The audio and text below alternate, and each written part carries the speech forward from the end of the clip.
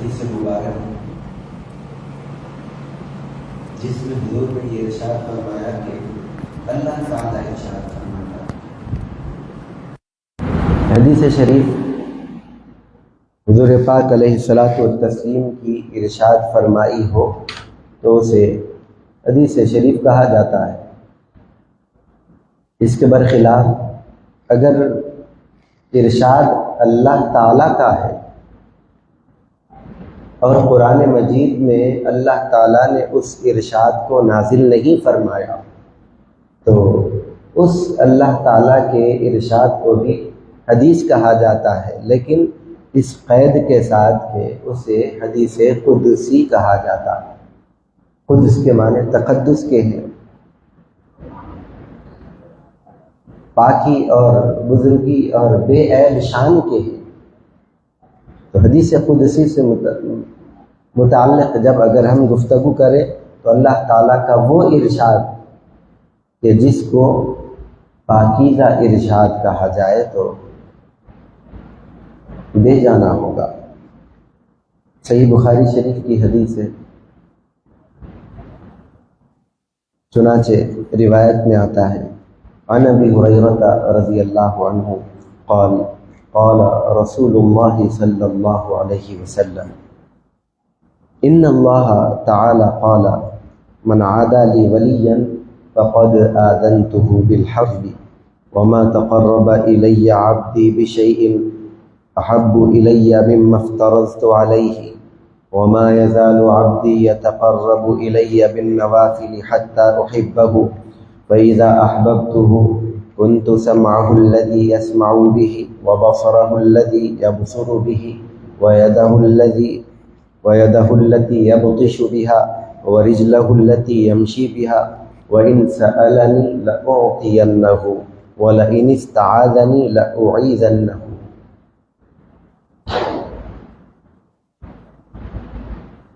جلیل القدر صحابی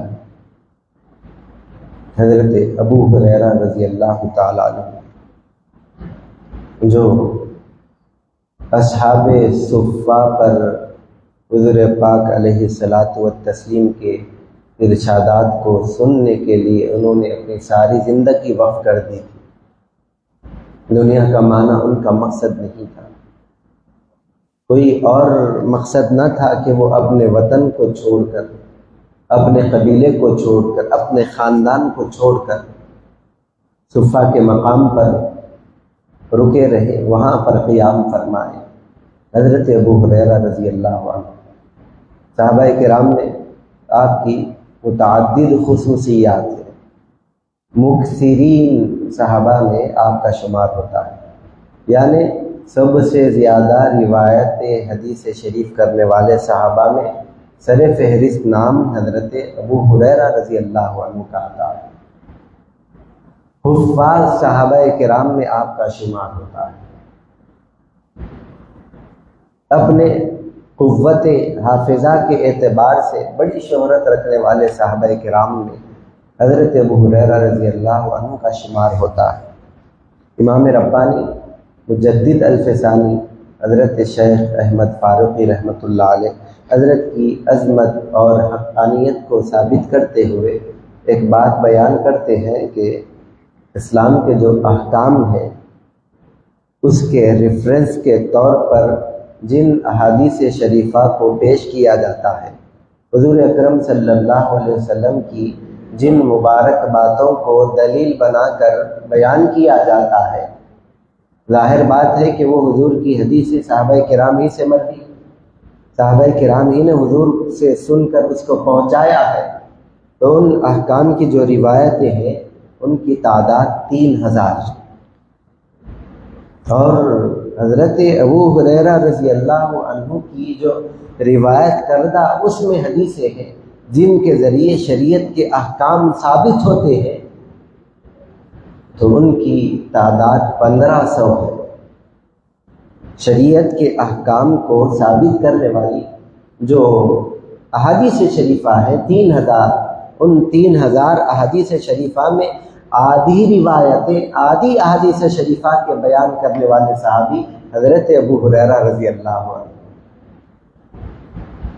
اگر کوئی آپ کی شخصیت پر کلام کرتا ہے، آپ کی روایت حدیث اور درایت حدیث پر گفتگو کرتا ہے، کوئی حضرت ابو ہریرہ رضی اللہ عنہ کی شخصیت سے انحراف کرتا ہے، تو اس کا حضرت ابو ہریرہ سے روگردانی کرنا گویا شریعت کے آدھے احکام سے روگردانی کرنے کے برابر ہے، شریعت کے آدھے احکام کو نہ ماننے کے برابر ہے، شریعت مطہرہ کے آدھے حصے کے انکار کرنے کے برابر اس کو قرار دیا جاتا ہے۔ حضرت ابو ہریرہ رضی اللہ تعالیٰ عنہ وہ بیان کرتے ہیں حدیث شریف، حضور نے ارشاد فرمایا صلی اللہ علیہ وسلم کہ اللہ تعالیٰ ارشاد فرمایا ہے، اللہ تعالیٰ نے جو ارشاد فرمایا ہے اس کو حدیث قدسی کہیں گے۔ حدیث قدسی میں یہ آیا ہے کہ پروردگار عالم ارشاد فرماتا ہے کہ جس کسی نے میرے کسی ولی سے عداوت کی ہے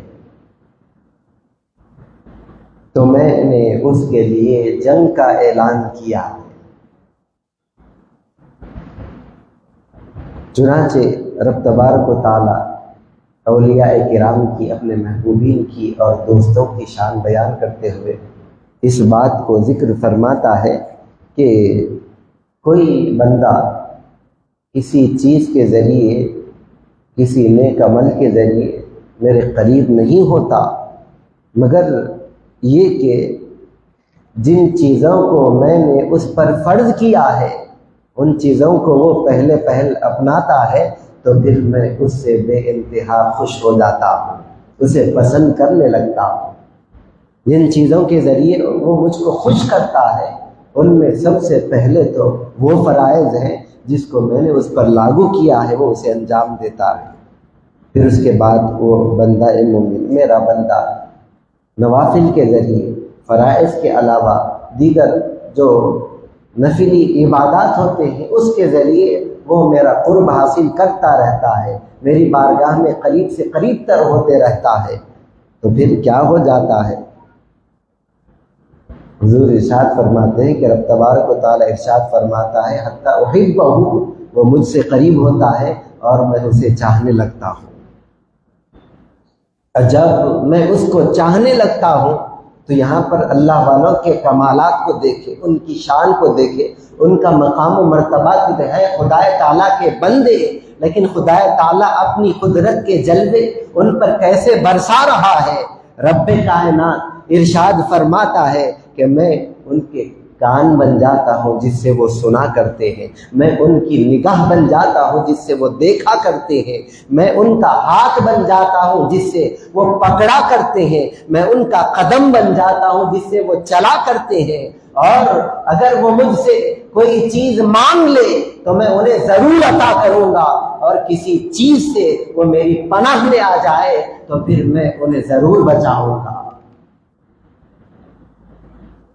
ان عظمتوں کا بیان، اللہ والوں کی ان مقام و مرتبے کا بیان خود خالق کائنات ارشاد فرماتا ہے کلام مجید میں، اگرچہ کہ یہ بطور آیت شریفہ کے موجود نہیں، لیکن خدا تعالیٰ کی بارگاہ سے سننے والے مبارک کان لے کر تشریف فرما ہونے والے حبیب صلی اللہ علیہ وسلم نے کلام الہی کو، اس حدیث قدسی کو سنا بھی ہے اور ہم غلاموں تک اسے پہنچایا بھی ہے۔ حضور نے ارشاد فرمایا کہ جس کسی نے مجھ سے دشمنی، اللہ تعالیٰ ارشاد فرماتے جس کسی نے میرے کسی ولی سے دشمنی کی، یہاں پر سب سے پہلے دشمنی کا جو لفظ ہے اس کو ہم سمجھتے چلیں، عداوت۔ عربی زبان میں عداوت کہتے ہیں کہ آگے بڑھ جانا، تجاوز کرنا، کسی چیز کو پھلانگ دینا، یعنی جو مقام جس کسی کے شایان شان نہیں اس کے ساتھ ویسا نازیبا سلوک کرنا، یہ ان کے مقام سے ہٹ کر انہیں درجہ دینے کے برابر ہوا ہے، یہ بھی عداوت و دشمنی میں شامل ہوتا ہے۔ عداوت کے معنی آگے بڑھنے کے، کس سے آگے بڑھنا؟ اللہ والوں سے۔ ارے وہ تو اللہ کے دوست ہوتے ہیں، اللہ تعالیٰ ان کے کان، نگاہ اور زبان ہاتھ پاؤں پر ایسی تجلی ڈالتا ہے کہ اگرچہ کہ وہ جسم ظاہری تو اللہ کے دوستوں کا ہوتا ہے، لیکن اس میں مؤثر جو چیز ہوتی ہے وہ خدا تعالیٰ کی قدرت ہوا کرتی ہے۔ اب کوئی اس بات کو نہیں مانتا، ان کے اس مقام کو، ان کے اس رتبے کو نہیں سمجھتا، تو یہ عداوت کے زمرے میں شامل ہو جائے گا۔ ارے اللہ نے اپنے محبوبین کو جو مقام دیا ہے اس کو چھوڑ کر وہ کہیں اور آگے بڑھنا چاہتا ہے۔ ایسا بندہ مومن خدا تعالیٰ کی رضا، اس کی خوشنودی اور اس کی پسند کو حاصل کرنے کے قابل نہیں۔ خدا کی بارگاہ سے اس کو پکڑا جائے گا، اس سے انتقام لیا جائے گا۔ صحیح بخاری شریف کی حدیث۔ اللہ تعالیٰ ارشاد فرماتا، جس کسی نے عداوت کی، اللہ والوں کے خلاف تلوار اٹھانا یہ ان کے حق میں دشمنی نہیں، ان کے اوپر دست درازی کرنا، ان کو تکلیف پہنچانا ان کے جسم کو، صرف یہ دشمنی نہیں۔ زبان سے کوئی بری بات ان کی بے ادبی کرنے والی، ان کی بے حرمتی کی کہہ دینا، یہ صرف دشمنی نہیں۔ ارے صرف عداوت کو اگر ہم سمجھنے کی کوشش کریں تو وہ دل میں بیٹھنے والا خیال، دل میں پیدا ہونے والا خیال، وہ گمان، وہ ہمارے ذہنوں میں آنے والی بات جو اللہ کے محبوبین، اللہ کے دوست ہیں، ان سے متعلق ہم کیسا خیال رکھتے ہیں، اچھا خیال رکھتے ہیں تو اس اچھے خیال کو محبت کی طرف جوڑ دیا جائے گا، اور اس محبت سے ہٹ کر اللہ والوں سے متعلق ہمارے فکر و خیال میں، ذہن میں کوئی بات آتی ہے، اگرچہ کہ ان پر وہ مار توڑ کی بات نہیں، زبان سے ان کے لیے کوئی بے حرمتی کا کلمہ کہنے کی بات نہیں، صرف دل میں انہیں اچھا نہ سمجھنا، یہ خدا کی بارگاہ میں دشمنی کا باعث قرار پائے گا، جس کی پکڑ ہونے والی ہے، جس کے بارے میں حدیث مبارک میں وعید آئی ہے۔ رب فرماتا ہے، اور اگر کوئی میرے کسی دوست کے بارے میں عداوت کرتا ہے، دل میں ان سے متعلق کوئی اچھا خیال بھی نہیں رکھتا، تو پھر میں ان کے خلاف اعلان جنگ کرتا ہوں۔ کون رب تبارک و تعالیٰ سے جنگ کر سکتا ہے؟ کون خدا کی قدرت کے آگے ٹک سکتا ہے؟ کون رب تبارک و تعالیٰ کے قہر کا سامنا کر سکتا ہے؟ کون خدا تعالیٰ کی سزا اور عذاب پر صبر کر سکتا ہے؟ ہرگز نہیں۔ جب یہ نہیں ہو سکتا تو رب تبارک و تعالیٰ نے گویا اپنے بندوں کو یہ پیغام دیا کہ لوگوں، جو میرے محبوبین ہیں ان سے تم عداوت بھی نہ رکھنا، جو میرے محبوبین ہیں ان سے تم بغاوت بھی نہ کرنا، جو میرے محبوبین ہیں ان کے راستے کے خلاف بھی نہ چلنا۔ ارے انہیں جو پسند کرنے والی چیز ہے انہیں تم اپنانا، ان کے مقام کے جو شایان شان چیز ہے اسی کے اوپر تم پابند رہنا، اور ان چیزوں سے تم اگر انحراف کر جاؤ گے، اگر تم اپنے چہروں کو پھیر لو گے تو پھر سنو کہ خدا تعالیٰ کا قہر تم پر طاری ہونے والا ہے۔ رب تبارک و تعالیٰ نے جنگ کا اعلان فرمایا۔ عزیزوں کی یہ چھوٹی بات نہیں کہ جنگ خود ایک بہت خطرناک چیز ہوتی ہے، دہشت کے ماحول کو برپا کرنے والی، زندگیوں میں منفی طور پر نقصان اور انقلاب پیدا کرنے والی یہ چیز ہوتی ہے۔ اللہ کے محبوبین اور دوستوں کے ساتھ دل میں کوئی عداوت اور برے خیال کو پیدا کرنے کی بات آ جائے تو پھر ایسے برے خیال کو عداوت سمجھا جائے گا، اور اس پر خدا تعالیٰ کی بارگاہ سے پکڑ ہوگی، مواخذہ کیا جائے گا۔ صحیح بخاری شریف میں اس سلسلے میں وعید آئی کہ اس کی محبت دل میں نہ ہو تو جنگ کی جائے گی۔ رب تبارک و تعالیٰ کا قہر کس کی محبت سے دلوں کو خالی رکھنے پر ہوگا؟ کیا حدیث شریف میں آتا ہے، من عادی لی ولیًا، میرے کسی دوست، خدا تعالیٰ کے دوستوں کی یہاں پر بات، خدا تعالیٰ کے دوست کون ہیں؟ خدا تعالیٰ کے دوست کسے کہا جائے؟ ہم یہ سوال قرآن کریم کے سامنے رکھتے ہیں اور اس کی آیات کریمہ کی روشنی میں اللہ والوں کی شان کو سمجھنے رکھتے ہیں۔ کیا آپ کو اولیاء کرام کی عظمتوں کی آیت یاد نہیں؟ سورہ یونس میں ارشاد ہے الا ان اولیاء اللہ لا خوف علیہم ولا هم یحزنون، کہ آگاہ رہو کہ بے شک اللہ کے دوست نہ انہیں کوئی خوف ہے اور نہ وہ غم زدہ ہونے والے۔ یہ اللہ والوں کی شان بیان کی گئی، لہم البشریٰ فی الحیات الدنیا وفی الآخرہ۔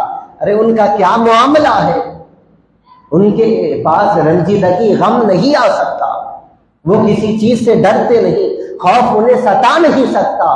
بات دنیا کی جائے تو دنیا میں بھی ان کے لیے خوشخبریاں ہیں، بات آخرت کی جائے رب تبارک و تعالیٰ نے آخرت میں بھی ان کے لیے اچھا وعدہ فرمایا ہے۔ توڑ موڑ کی بات نہیں، قرآن وضاحت کر رہا ہے کہ وہ کون ہوتے ہیں، ان کی شان کو اس طور پر بیان کیا گیا ان اولیاءہ الا المتقون، کہ اللہ کے جو دوست ہوتے ہیں اس کے سوا نہیں کہ وہ پرہیزگار ہوا کرتے ہیں، تقویٰ ان کی زندگی کا شعار ہوا کرتا ہے۔ اللہ اور اس کے احکام پر چلنا، حبیب کریم علیہ الصلوۃ والتسلیم اور ان کی سنتوں پر عمل کرنا، یہ ان کی زندگی کا وسیلہ ہوا کرتا ہے، اس سے ہٹ کر وہ کوئی کام نہیں کرتے۔ اللہ اس کے رسول سے محبت، ان کے احکام پر عمل آوری، جن چیزوں سے منع کیا گیا ہے اس سے بچے رہنا، یہ اللہ والوں کی شان ہوا کرتی ہے۔ رب فرماتا ہے ان اولیاءہ الا المتقون، کہ اس کے سوا نہیں کہ اللہ تعالیٰ کے دوست متقی اور پرہیزگار ہوتے ہیں۔ متقی کس کو کہتے ہیں؟ جب ہم اس بات کو طے کرنے کی کوشش کریں تو یہاں پر مفسرین کرام بیان فرماتے ہیں کہ تقویٰ کس کو کہتے ہیں؟ پرہیزگاری۔ تقوی کے معنی کیا ہے؟ تقوی کے معنی اللہ سے ڈرنے کے ہیں۔ ذرا غور تو کریں، اللہ سے ڈرنے والا کیا اللہ تعالیٰ کے قریب ہو یا اللہ تعالیٰ سے دور ہو جائے؟ خوف خدا کی شان سب سے نرالی ہے۔ اگر کوئی کسی دہشت والی چیز سے ڈرتا ہے، کوئی چیر پھاڑ کرنے والے کسی درندے سے ڈرتا ہے تو اس کے قریب نہیں ہوتا بلکہ دور چلا جاتا ہے۔ لیکن خوف خدا کی شان یہ ہے کہ بندہ خدا کے قریب ہونے والے ایسے کاموں کو کرے کہ اس سے دور کرنے والی ہر چیز سے وہ ڈرتا رہے۔ کہیں کوئی اس سے غفلت و لغزش ایسی نہ ہو جائے کہ وہ خدا تعالیٰ کے قرب سے محروم ہو جائے، خدا تعالیٰ کے تقرب سے وہ دور ہو جائے، ایسے کاموں کو کرنے سے وہ ڈرے۔ تو متقی کس کو کہتے ہیں؟ جس کے اندر دو خوبیاں ہوں۔ مفسرین بیان کرتے ہیں کہ تقویٰ کس کو کہتے ہیں؟ التقویٰ ان یراک اللہ حیث امرک والا یراک حیث نہاک، کہ جس مقام پر اے بندہ خدا تجھ کو دیکھنا خدا تعالیٰ کو پسند ہو، ایسے مقام پر تو حاضر ہو جائے، اور جس مقام سے بچنے کا، جس مقام پر نہ جانے کا رب تبارک و تعالیٰ نے تجھے حکم دیا ہے اس مقام سے تو بچ جائے، وہاں پر نہ جائے، اس کو تقویٰ کہا جاتا ہے۔ تو اس خوبی کو اپنانے والا متقی کہلاتا ہے۔ خدا تعالیٰ جس مقام پر اس کو موجود پائے اس مقام پر پہنچنے والا متقی کہلاتا ہے۔ جس مقام سے انہیں روکا گیا، منع کیا گیا ہے، اس مقام سے بچنے والا متقی کہا جاتا ہے۔ سورہ بقرہ کے آغاز میں متقین کا ذکر ہے۔ اللہ تعالیٰ نے اپنے کلام کو نازل فرمایا تو ارشاد فرمایا ھدی للمتقین، کہ یہ ہدایت ہے، رہبری ہے، ہدیہ ہے متقین کے لیے۔ یہاں پر مفسرین کرام نے بڑی پیاری بات بیان فرمائی کہ قرآن تو سب کے لیے ہدایت ہے، ساری انسانیت کے لیے اس میں پیام ہے، صرف مسلمانوں کے لیے نہیں۔ اور سورہ بقرہ کے آغاز میں ھدی للناس نہیں کہا گیا کہ سارے لوگوں کے لیے قرآن ہدایت ہے، ھدی للمسلمین، ھدی للمؤمنین نہیں کہا گیا کہ ایمان والوں کے لیے ہدایت ہے، بلکہ جو خاص متقین کا، اللہ کے دوستوں کا، محبوبین کا طبقہ ہے ان کے حق میں یہ کہا گیا ہے۔ تو خاص طور پر قرآن کریم کے آغاز میں، سورہ بقرہ کے آغاز میں متقین کا ذکر کیوں کیا گیا؟ قرآن جیسی عظمت والی کتاب کو ان کے لیے ہدیہ کیوں کہا گیا؟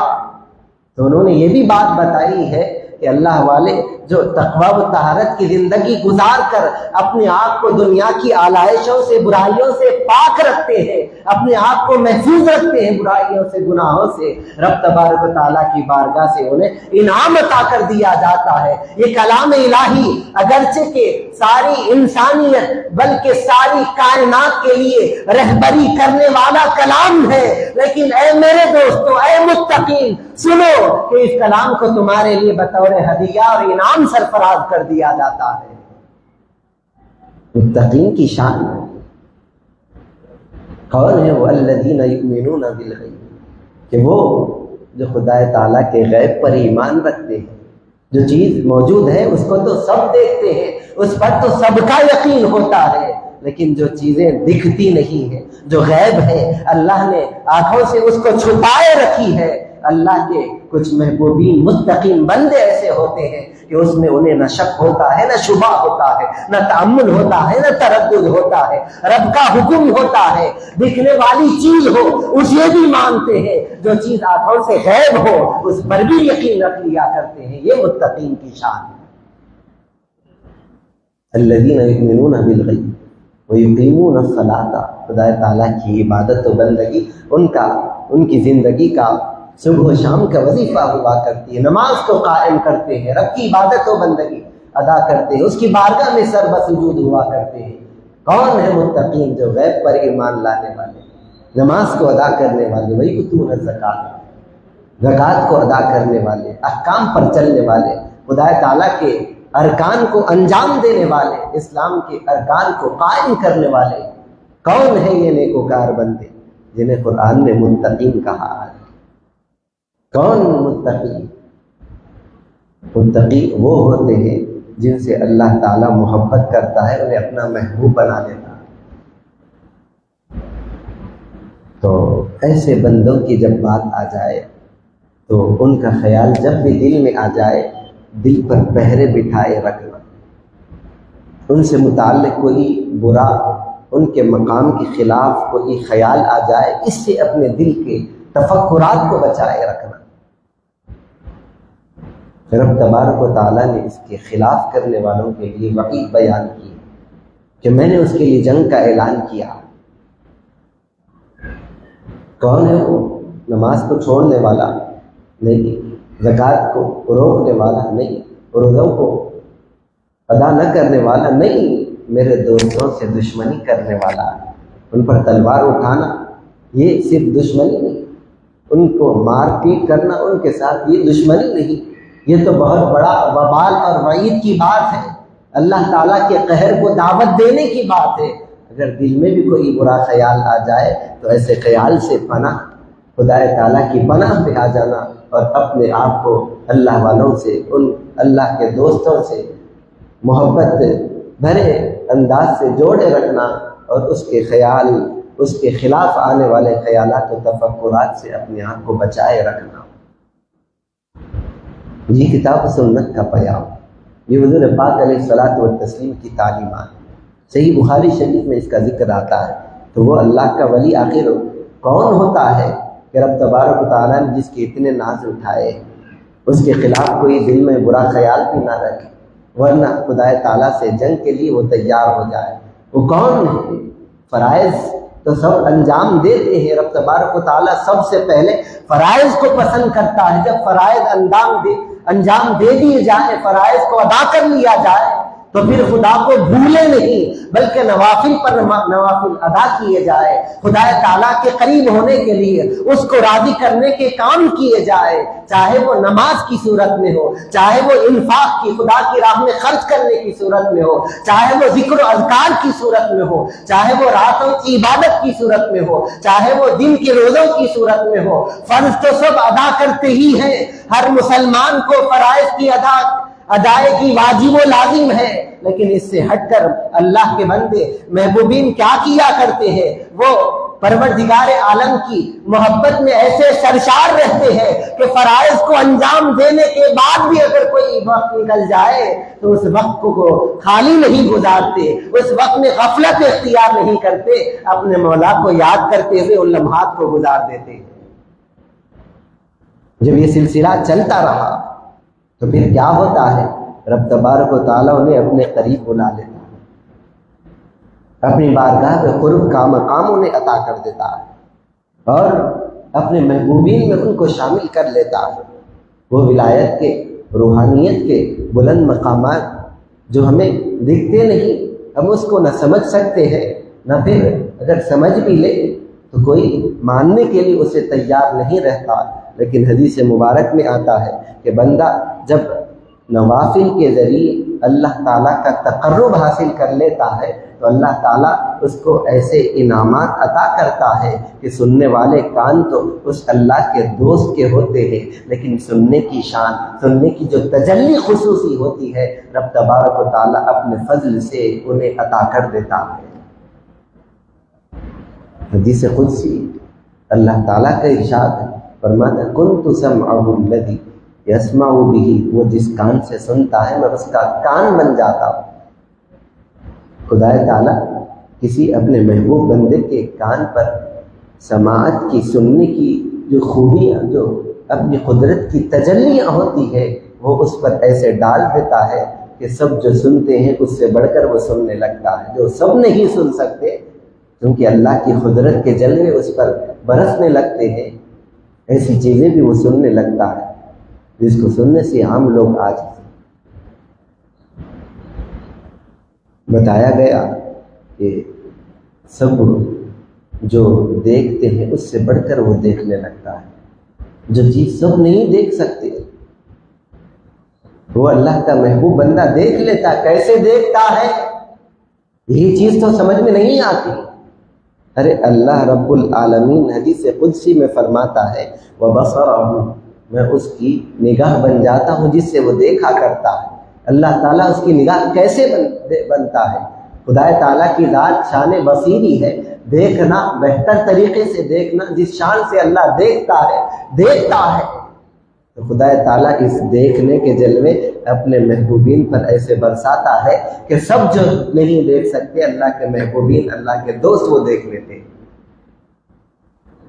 پکڑنے کی بات آئی، حضور پیران پیر کو دستگیر کہا جاتا ہے، یعنی اپنے چاہنے والے کی پکار کا جواب دینے والے، اس کی دستگیری کرنے والے، وہ کیسے پکڑتے، کیسے پہنچتے ہیں؟ خدا تعالیٰ کی قدرت ان کی مدد کے لیے دستگیری کرتی ہے، وہ پہنچ جاتے ہیں۔ اللہ تعالیٰ جب ان کا ہاتھ بن جاتا ہے جس سے وہ پکڑتے ہیں، اللہ تعالیٰ ان پر ایسی تجلی ڈالتا ہے۔ روایت میں آتا ہے کہ ان کا قدم بن جاتا ہے جس سے وہ چلا کرتے ہیں۔ مطلب یہ کہ اللہ تعالیٰ ان کی سماعت، ان کی بصارت، ان کے قدم، ان کے ہاتھ پر اپنے ایسے نعمتوں کی، ایسی تجلیات کی، ایسے انعامات کی برسات کرتا ہے کہ جو سب کے ساتھ نہیں۔ کوئی ہو تو اپنی نگاہ سے دیکھتا ہے، اللہ والے خدا کی عطا کردہ خصوصی بصارت سے دیکھا کرتے ہیں۔ کوئی عام فرد ہو تو وہ اپنے کانوں سے سنا کرتا ہے، لیکن نوافل کے ذریعے خدا کے قریب ہونے والے کی شان یہ ہے کہ اللہ سبحانہ و تعالیٰ انہیں خصوصی سننے کی شان عطا کر دیتا ہے۔ چلنے والا تو چلتا ہے اپنے قدم سے، لیکن اللہ والے جو چلتے ہیں ان کے چلنے کی شان کیا ہے؟ کسی بھی مقام پر پہنچنے کی ان کی جو کرامتیں، واقعات بیان کیے جاتے ہیں، زمین کو ان کے لیے جو لپیٹ دیا جاتا ہے، آخر اس کے پیچھے راز کیا ہے؟ رب فرماتا ہے میں ان کا وہ قدم بن جاتا ہوں جس سے وہ چلا کرتے ہیں۔ جس شان سے اللہ تعالیٰ ان پر اپنی قدرت کی تجلی ڈالنا چاہتا ہے، ڈالتا ہے۔ اب خدا کی قدرت کو کوئی نہ سمجھے تو نہ سمجھنے والے کا قصور ہے۔ خدا تعالیٰ کی قدرت میں نہ کسی چیز کی کمی ہے، نہ خدا تعالیٰ کی قدرت کے لیے کوئی چیز ناممکن ہے۔ یہ اللہ والوں کی شان۔ اور اللہ تعالیٰ سے وہ دعا کرتے تو اللہ تعالیٰ ان کی دعا کو قبول کر لیتا ہے۔ وہ جو مانگتے ہیں اللہ تعالیٰ انہیں عطا کر دیتا ہے. کسی چیز سے خدا کی پناہ میں وہ آ جاتے ہیں، اللہ کی پناہ کو حاصل کر لیتے ہیں، تو اللہ تعالیٰ اس مصیبت سے، اس پریشانی سے انہیں محفوظ بھی کر دیتا ہے. یہ ربیع الثانی کا مہینہ بزرگان دین، اولیاء کرام اور ان کی عظمتوں کے حوالے سے اللہ والوں کی محبتوں کو دل میں بٹھانے کا مہینہ. اس سلسلے میں اس حدیث شریف کی شرح اور اس کے بارے میں گفتگو کے لیے انتخاب کیا گیا. بس ہمارے لیے ضرورت اس بات کی ہے کہ اللہ تعالیٰ کے محبوبین کا، اللہ والوں کی شان کا، اللہ تعالیٰ کے دوستوں کا ذکر آ جائے تو ان سے متعلق اپنے دلوں کو پاک صاف رکھے، محبتوں کا ان کے ساتھ اظہار کرے، بے ادبیوں کو اپنے دلوں سے خالی کرے اور ان کے خلاف آنے والے برے تفکرات، بری باتیں جو ذہنوں میں آتی ہے اس سے اپنے ذہن و گمان کو، فکر و خیال کو محفوظ رکھے. وہ اس لیے کہ ان کے ساتھ دشمنی اللہ تعالیٰ کے لیے اور اللہ کی بارگاہ میں جنگ کے لیے اپنے آپ کو پیش کرنے والا عمل قرار پاتا ہے. اللہ سبحانہ و تعالیٰ ہم سب کو توفیق خیر عطا فرمائے. پروردگار عالم ہمیں تڑپنے پھڑکنے کی توفیق دے، دل مرتضیٰ سوز صدیق دے. وصلی اللہ تعالیٰ وبارک وسلم علی خیر خلقہ وآلہ وصحبہ اجمعین والحمد للہ رب العالمین.